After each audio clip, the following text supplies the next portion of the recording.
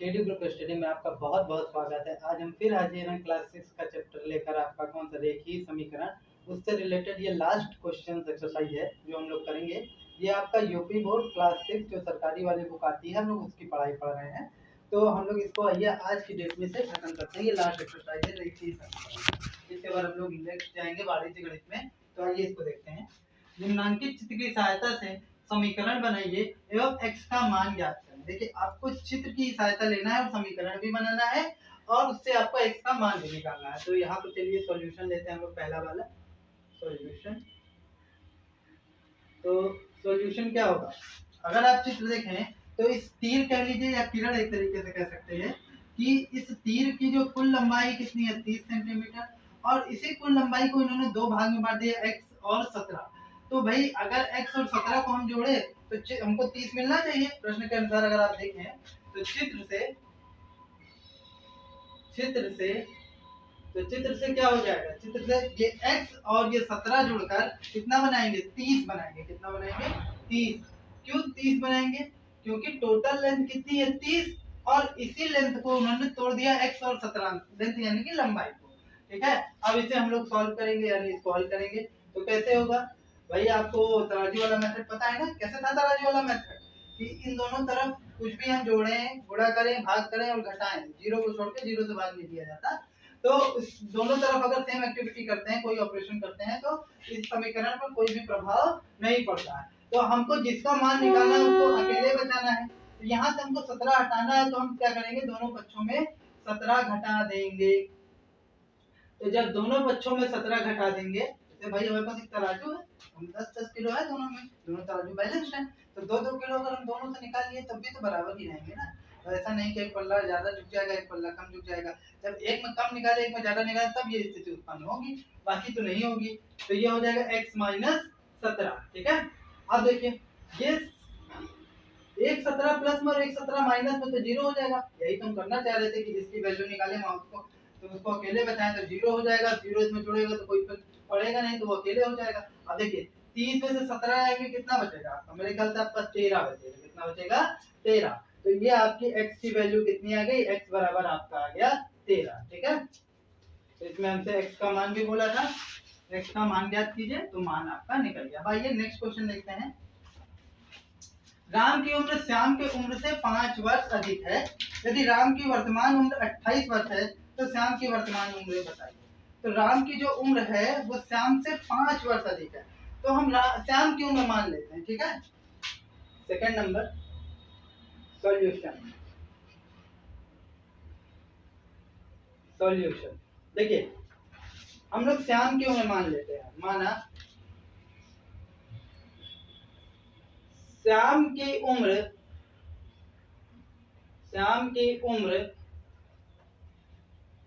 x वर्ष है, x वर्ष है। तो श्याम की उम्र अगर x वर्ष है तब राम की उम्र हम आपसे पूछ रहे हैं, बताइए राम की उम्र क्या होगी। क्या है क्वेश्चन पढ़िए। राम की उम्र श्याम की उम्र से 5 वर्ष अधिक है, तो मतलब जितना भी श्याम होगा तो उसमें अगर हम 5 जोड़ देंगे तो हमको राम की आयु मिल जाएगी।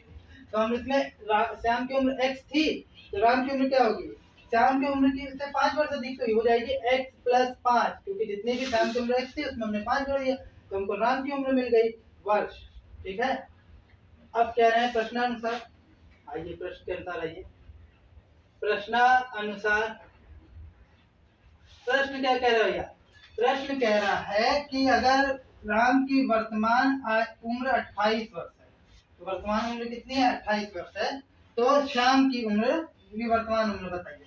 ये राम की वर्तमान उम्र x प्लस 5 है जो दूसरे शब्दों में दी है, और ये भी राम की वर्तमान आयु है। तो दोनों जब राम की आयु है तो दोनों आपस में बराबर होनी चाहिए, इसलिए हम दोनों को बराबर कर दे रहे हैं। x plus 5 is equal to 28। ठीक है, अब देखिए अब हम लोग इसको सॉल्व करेंगे। तो यहाँ हम सॉल्व करते हैं, आपको लिखना हो तो आप वीडियो को पुश करके इसे लिख लीजिएगा। ठीक है, अब देखिए अब हम लोग इसको जब सॉल्व करेंगे फिर वही तराजू वाला मेथड लगाएंगे। 5 यहाँ दिक्कत दे रहा है ना, तो ना इसको अकेले, तो दोनों तरफ हम लोग 5 घटा देंगे, तो 5 हमारा हट जाएगा। अब ऐसा मत करिएगा कि एक तरफ 5 है घटाएं, एक तरफ 7 घटा दें, नहीं, दोनों एक्टिविटी आप जो भी काम करेंगे दोनों तरफ सेम ही करेंगे, ठीक है। तो ये हो जाएगा x प्लस 0 और ये कितना हो जाएगा 23, 24, 25, 26, 27, 28, तो ये हो जाएगा 23। तो श्याम की उम्र कितनी हो गई भैया, श्याम की उम्र हो गई 23 वर्ष। तो नीचे आप लिख सकते हैं अतः श्याम की उम्र 23 वर्ष है, ठीक है। नेक्स्ट क्वेश्चन लिखिए, किसी संख्या में 5 जोड़ने पर 15 प्राप्त होता है, संख्या बताइए। कह रहे किसी संख्या में 5 जोड़ने पर 15 प्राप्त होता है। अब हमको संख्या तो पता नहीं है, तो एक काम करते हैं भैया, संख्या हम लोग मान लेते हैं। माना वह संख्या x है। अब आइए प्रश्नानुसार। तो प्रश्नानुसार अगर देखेंगे आप तो पाएंगे कि किसी संख्या में 5 जोड़ने पर, तो संख्या को हम x मान लिए, तो उसमें 5 जोड़ने पर कितना मिल रहा है, 15 मिल रहा है ना। तो x प्लस 5 कितना हो जाए भैया, 15 हो जाए, तो 15 हो गया।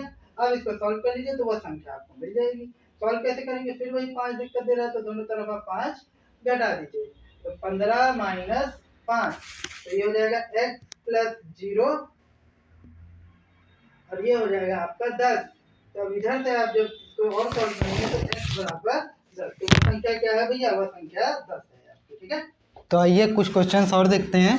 जैसे 4 नंबर क्वेश्चन है आपका, प्रज्ञा का वजन पहले से 3 किलोग्राम बढ़कर 17 किलोग्राम हो जाता है, उसका भार पहले क्या था। ठीक है, जरा समझिएगा। उसने पहले का भार पूछा है, क्या पूछा है, पहले का भार। अब पहले का भार तो हमको पता नहीं है, तो जो पता नहीं होता उसको हम लोग कोई चर मान लेते हैं। माना, तो इसको पहले मैं नंबर डाल देता हूँ, 4 नंबर क्वेश्चन है। माना प्रज्ञा का भार पहले x किलोग्राम था। ठीक है, देखिए हमसे पूछा है ना उसका भार पहले क्या था, तो जो नहीं पता होता उसी को हम लोग इसमें मान लेते हैं। तो अब आइए प्रश्नानुसार कह रहा है भैया कि पहले जो कुछ भी था उसमें 3 किलोग्राम बढ़कर वो 17 किलोग्राम हो जाता है, 3 किलोग्राम बढ़ के 17 किलोग्राम हो जाता है। तो पहले x था, अब हम लोगों ने उसमें 3 किलोग्राम बढ़ा देना है। क्यों, क्योंकि पहले से 3 किलोग्राम बढ़ रहा है ना, घटता तो हम लोग क्या करते, घटा देते, और अगर बढ़ रहा है तो उसमें हम लोग जोड़ देंगे। जोड़ का मतलब ही तो बढ़ना होता है। तो प्रश्नानुसार x प्लस 3 किलोग्राम बढ़कर कितना हो जाता है, 17 किलोग्राम। कितना हो जाता है, 17 किलोग्राम। ठीक है, तो अब हमारा एक समीकरण तैयार हो गया। अब इसको सॉल्व करना है, तो सॉल्व कैसे करेंगे, जिसकी वैल्यू निकालते हैं उसको अकेले बचाते हैं। तो x प्लस 3 यहाँ minus 3 is equal to 17 minus 3। ठीक है, तो ये हो जाएगा x plus 0 is equal to कितना, ये हो जाएगा 14, 15, 16, 17, यानी ये हो जाएगा 14। कितना हो जाएगा, 14। तो आपकी x की जो वैल्यू आएगी वो आएगी 14। कितना आएगा, 14। मतलब पहले वो कितने किलोग्राम की थी, 14 किलोग्राम की थी। कितने किलोग्राम की, 14 किलोग्राम की। नेक्स्ट देखिए 5 नंबर क्वेश्चन, क्या कह रहा है, शशि ने कुछ पेंसिल खरीदी, 2 पेंसिल उसने अपनी छोटी बहन को दे दी। अब यदि उसके पास 3 पेंसिल बची तो उसके पास पहले कितनी पेंसिल थी। हमको ये पता नहीं कि उसके पास पहले कितनी पेंसिल थी। मान लेते हैं माना शशि के पास पहले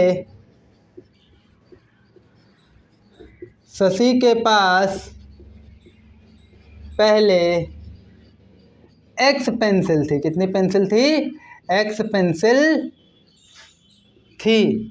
अब अगर उसके पास पहले x पेंसिल थी, तो अब क्या कह रहा है, शशि ने कुछ पेंसिल खरीदी तो 2 पेंसिल उसने अपनी छोटी बहन को दे दी।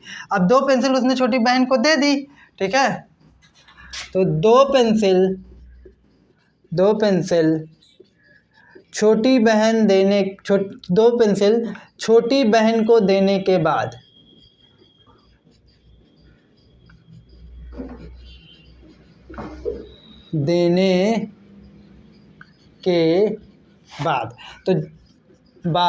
शेष पेंसिल शेष यानी बची पेंसिल, तो पहले जितनी थी उसमें से 2 पेंसिल उसने अपनी छोटी बहन को दे दी। पहले x थी, x में से 2 पेंसिल हम निकाल देते तो x माइनस 2 हो गया।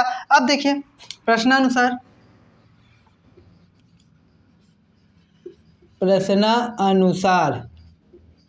ठीक है, प्रश्नानुसार अगर आप देखें तो कह रहा है कि जब उसने 2 पेंसिल दे दी तो उसके पास कितनी पेंसिल शेष बची, बताइए।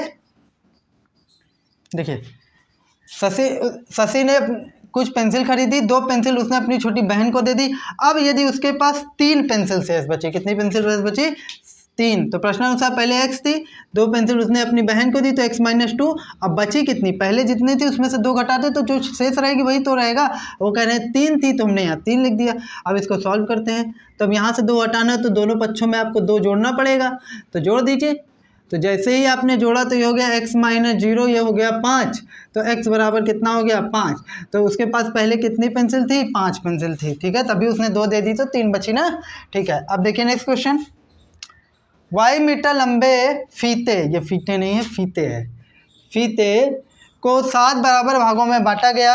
यदि प्रत्येक भाग की लंबाई 3 मीटर हो तो y का मान ज्ञात करें, ठीक है। चलिए देखते हैं y मीटर लंबे फीते। तो यहाँ पर नंबरिंग कर दें 6 नंबर। फीते की कुल लंबाई, फीते की कुल लंबाई अगर देखा जाए तो फीते की कुल लंबाई जो है वो y मीटर है। कितनी है, y मीटर, ठीक है। प्रश्नानुसार अब एक बात बताइए, देखिए वो खुद ही कह रहे हैं कि 7 बराबर भागों में बांटा गया।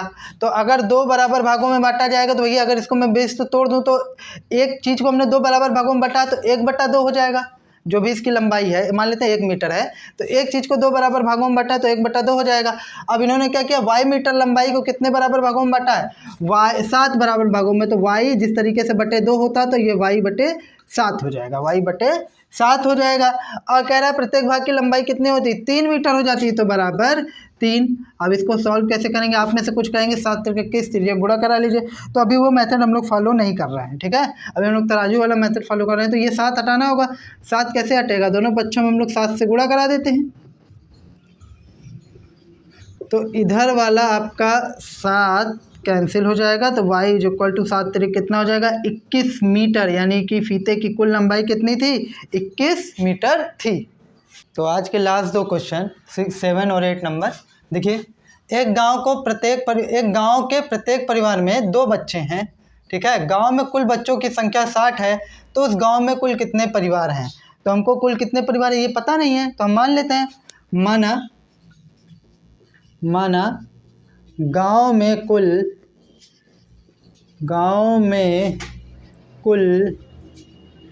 x परिवार हैं। कितने परिवार हैं भैया, x परिवार हैं। तो अगर गांव में कुल x परिवार हैं तो एक बार बताइए, और हर एक परिवार में कितने बच्चे हैं, 2 बच्चे हैं। तो कुल बच्चों की संख्या, कुल बच्चों की संख्या। अब आप कहेंगे कुल बच्चों की संख्या, यहाँ तो 60 दी है तो डायरेक्ट 60 लिख देते हैं। लेकिन समझिए, अगर हम थोड़ा गणित में समझें तो अगर कुल x परिवार थे और एक परिवार में 2 बच्चे थे तो कुल परिवारों की संख्या कैसे निकलेगी। अगर मैं आपसे पूछूं एक टॉफ़ी का दाम 5 रुपया है तो 10 टॉफ़ी का दाम कितना होगा, आप कहेंगे 10 × 5 = 50, गुणा करके भी तो निकाला जा सकता है। तो वही मेथड हम लोग यहाँ इस्तेमाल करेंगे कि कुल x परिवार है और एक परिवार में 2 बच्चे हैं, तो कुल बच्चों की संख्या क्या हो जाएगी, 2x हो जाएगी। कितनी हो जाएगी, 2x। अब प्रश्नानुसार आइए, तो प्रश्नानुसार जब आएंगे आप तो कह रहा है कुल परिवारों की संख्या कुल बच्चों की संख्या कितनी है, 60 है। तो ये भी कुल बच्चों की संख्या उसी गांव के, ये भी कुल बच्चों की संख्या उसी गांव के, तो दोनों आपस में बराबर होने चाहिए। तो 2x = 60 हो जाएगा। तो अब इसको सॉल्व करिए। तो अगर ये हमारे पास है 2x = 60, तो अब इसे सॉल्व कैसे होगा, दोनों पक्षों में आप 2 से भाग लगा दीजिए, क्योंकि जिसकी वैल्यू निकालते हैं उसको अकेले बचाते हैं। तो 2 यहाँ कैसे हटेगा, 2 से भाग करने पर। तो ये हो जाएगा 2 से 2 कट जाएगा और 2 तिहाई 6। तो एक बार बताइए कुल परिवार कितने थे, तो अतः कुल परिवारों की संख्या कितनी है, 30, ठीक है। अब देखिए नेक्स्ट और लास्ट क्वेश्चन 8 नंबर आपका।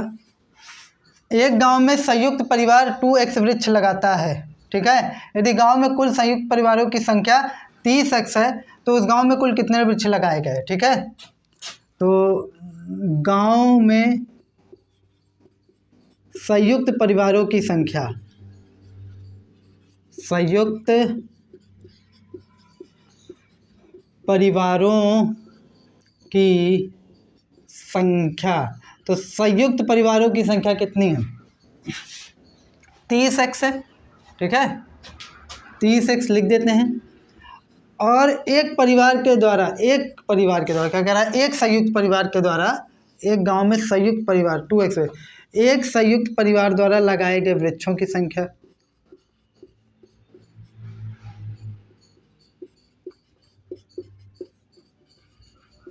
द्वारा लगाए गए वृक्षों की संख्या कितनी है, 2x वृक्ष। कितने वृक्ष, 2x वृक्ष। तो अगर आप बताइए कि एक परिवार 2x वृक्ष लगा रहा है, टोटल 30x परिवार हैं, तो कुल कितने वृक्ष लगेंगे भैया, जाहिर सी बात है उसका गुणा कर दें। जैसे अगर मैं कहूँ एक ट्रैक्टर 50 लाख का है तो 10 ट्रैक्टर कितने का आएगा, जाहिर सी बात है आप गुणा करा देंगे, कहेंगे 5 करोड़। उसी तरीके से यहाँ हम लोग गुणा कराएंगे, ठीक है। तो प्रश्नानुसार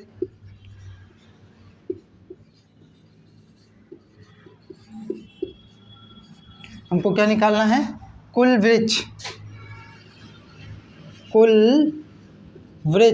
तो कुल वृक्ष निकालने के लिए गुणा करेंगे। देखिए परिवारों की कुल संख्या और एक परिवार द्वारा लगाए गए वृक्षों की संख्या, संयुक्त परिवार यानी जॉइंट फैमिली। अब एक जॉइंट फैमिली में चाचा चाची सब लोग रहते हैं, तो कुल उनकी संख्या दी है। अब देखिए 30 दूना कितना हो जाएगा 60, 30 दूना कितना हो जाएगा 60, और ये x और x का गुणा होगा तो गुणा में घातें जुड़ जाती है, इसकी एक घात और इसकी एक घात, तो हो जाएगा x स्क्वायर। तो कुल कितने वृक्ष लगाए गए, 60x स्क्वायर वृक्ष लगाए गए। उम्मीद करते हैं आपको वीडियो पसंद आया होगा। तो फिर भी आपको अगर कोई कन्फ्यूजन है तो आप मुझसे कमेंट सेक्शन में पूछ सकते हैं। तब तक के लिए नमस्कार।